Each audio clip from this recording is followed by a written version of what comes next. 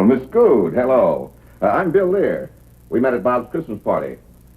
Oh, yes, you're the scientist. Yes, part of the time. And what is this? Well, this is a scale model of a rocket that we hope will reach the moon. Oh, how exciting. Bob called, said he wanted to talk about it. Is he in the studio? No, not yet. I'm waiting, too. He said he needed me for retakes. Well, as long as we're both waiting. You know, I've spent considerable time in your wonderful country. Oh, pratar du svenska? Lite grann. Det var en hemlängtan när jag pratar svenska. Well, jag förstår. Oh, well, I'm so sorry to kept you. Is this the rock?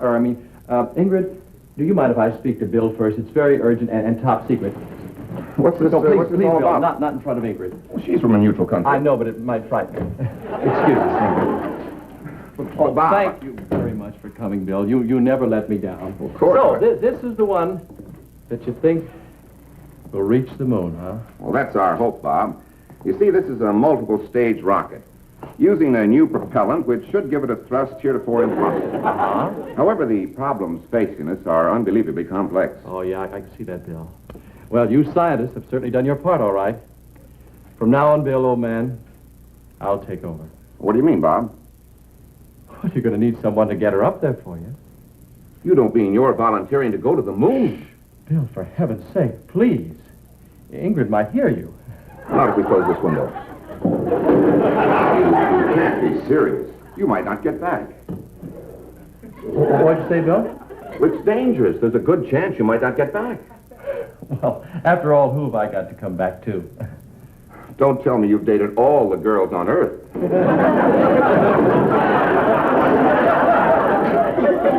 Aha! Oh, you thought you could steal the march on me. Tried to sneak back when my back was turned.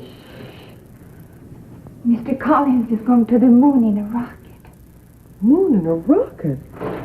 He's in there now, speaking to the famous scientist, Mr. Lear. Then, with its fuel supply exhausted, the first stage drops away, and the second stage propellant takes over. During this phase, we should reach a velocity of about 20,000 miles per hour. Golly. Sufficient to attain a distance from the Earth of approximately... Bill, excuse me, could I look at this in the light for just a minute, please? Yes, but Bob, now the third and most critical stage takes over. You know, I just thought of something. We can go over all this technical data later. Right now, I have a lovely lady waiting for retakes. You mean you're going on with business as usual? What a man. Oh, well, Bill, I see no reason to make a fuss about this. After all, I volunteered for dangerous assignments before, you know. Well, I must say you're uniquely qualified for this one. A single man with no responsibilities, Air Force Reserve, jet training, photographer, working knowledge of meteorology, and plenty of courage. Oh, now, Bill, let's not talk about my courage. You know, I must get back to General Tallman with this news. No, Bill, now, look, I don't want any publicity on this. You see, I'm doing it purely for science. Bob, I have to tell General Tallman. He's rocket coordinator for this district. You do, huh? Bob, this is a side of you that I never knew existed. Oh. Well, I guess there's a little good and even the worst of us, Bill.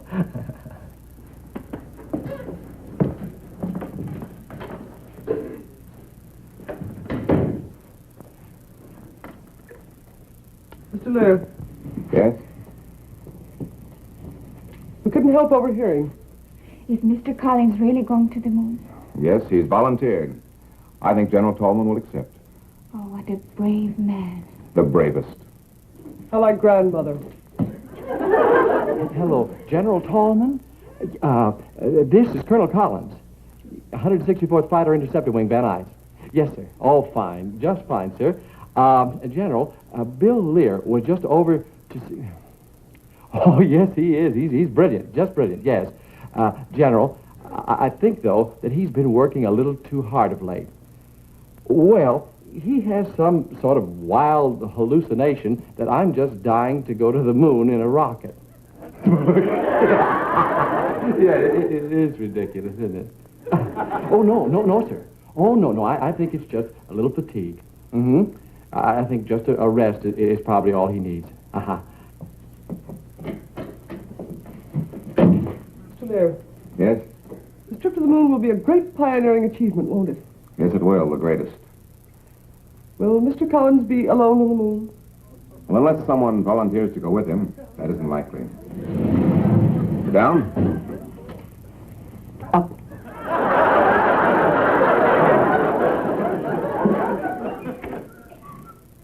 Oh, Ingrid, I'm so sorry to have kept you waiting, honey. Please forgive me. You're going to the moon, and you're worried about me. Oh, Ingrid, you heard. Mr. Collins, think it over. It is so dangerous. Something terrible could happen to you. Oh, now, Ingrid.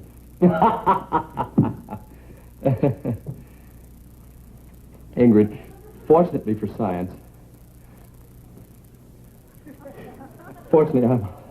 I'm all alone in this world. And there's no one who cares. Oh, you're wrong. There is someone who cares very much. Really? Who? Your sister Oh, her, yeah. and your nephew. Oh, him.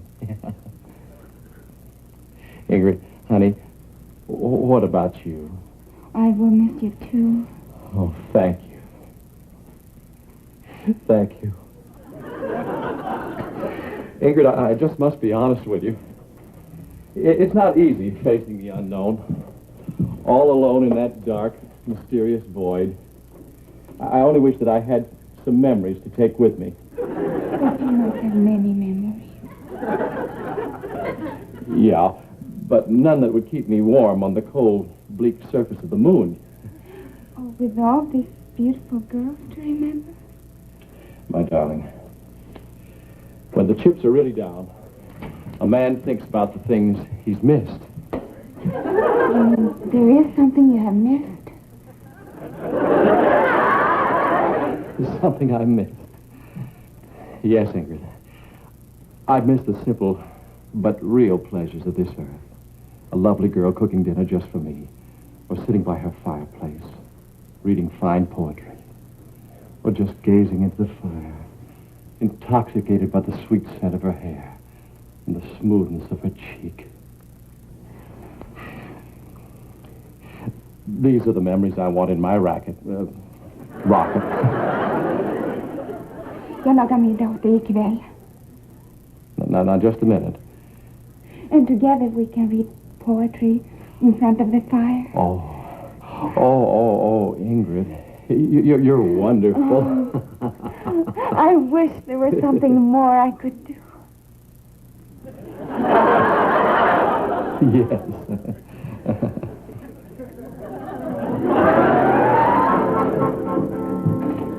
Oh, Bill. Hi, where's Bob? Well, he's taking a shower. Can Margaret, you've got to help me convince Bob that I had nothing to do with this. With what? I haven't even seen General Tallman yet. I don't know how it got out. What got The only out? thing I can think of is that sparrow-brained bird watcher went to the newspapers. What are you talking about? What am I... Margaret, haven't you seen? Look. You had it made up as a gag. Margaret, believe me. Look what it says here. Look at the... This is funny. You had me fooled. Margaret. Mom, Mr. Lear, look. Holy smoke. She gained momentum as she made the rounds. It's on the level. Of course it is. I'd better show these to Uncle Bob. So now while he's in the shower, he'll drown. Margaret, you better have some hot coffee ready for him. Yeah, good idea. Come on. Oh, Uncle Bob, have you seen the afternoon paper? No, I haven't, Jack. I think you'd better. No, I haven't got time. It's very important. Oh, Bob, Some coffee, Bob? Hi there, Bill. Oh, no, thanks, Margaret. Thanks.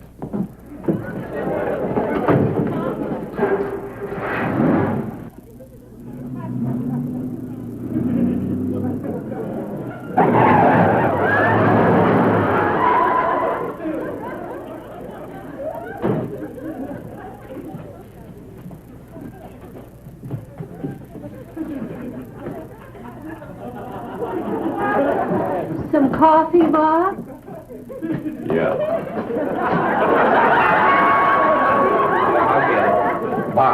Bob, you have my word for it. I did not put this story in the newspaper. And who did? Thank you, grandmother.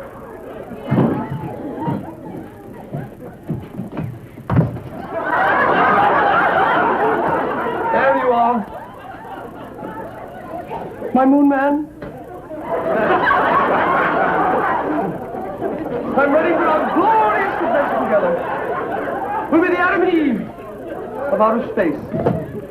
Så det är true. Och här försöker du att inbilla mig att det var mig du tyckte om. Fräulein, bitte, Och så läser jag tidningen att det är henne du tänker åka till månen med. På bröllopsresan. Hello? Och här försöker du att inbilla mig att det var mig du tyckte om. Yeah, yes, he is. Just a moment. Bob, it's for you. General Tallman. Achtung, Herr General. Hello, General. General. Oh, wait. Look, well, don't just stand there. Get my rocket ready.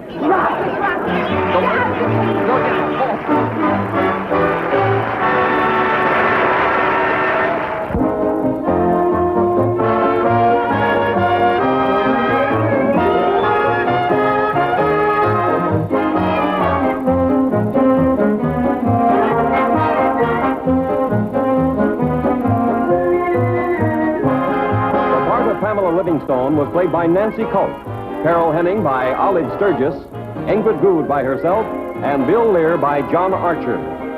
This is Bill Baldwin speaking.